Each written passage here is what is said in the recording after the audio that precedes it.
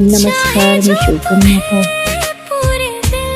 आजची परिस्थिती पाहिली तर दिल्ली या ठिकाणी प्रोटेस्ट चालू असताना जे पोलीस प्रशासनाने लाठीचार्ज केला, माणूस अश्रुधाराच्या नाकांड्या त्यांच्यावर फोडल्या. तर ही खूप एक लाजिरवाणी गोष्ट आहे आपल्या देशासाठी, की आपल्या देशातली तरुण पिढी आहे, भविष्य आहे आपल्या देशाचं.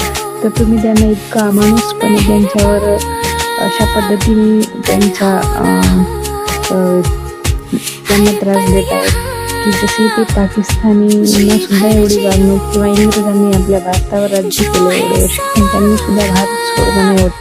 अन्याय आपल्या भारतीयावर केलेला नसेल तेवढा आपल्या भारतात राहूनच आपलेच लोक आपल्या पुढच्या भावी पिढीला एवढा त्रास देत आहेत. तर हे खूपच कुठंतरी थांबलं पाहिजे, ही खंत आहे मनामध्ये.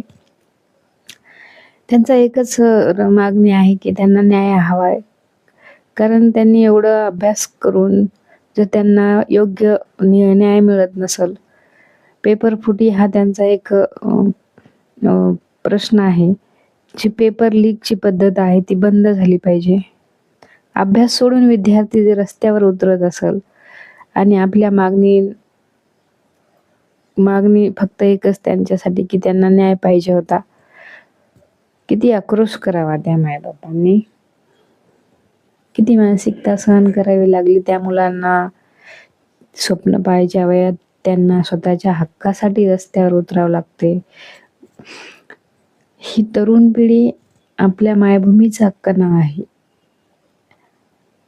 तो जर आज खचला तर उद्याचा सशक्त भारत कसा निर्माण होईल.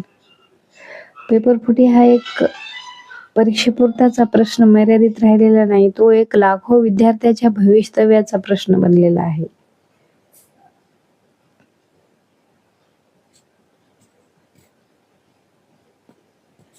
मनात प्रश्न येतो अजून की किती स्वप्न तुटतील. तेव्हा या प्रश्नाची दखल घेतली जाईल का? चूक कोण, बरोबर कोण, चूक कोण, हा वाद असाच सुरू राहील. पण विद्यार्थ्याच्या भवितव्य जे आहे ते थांबून राहणार नाही.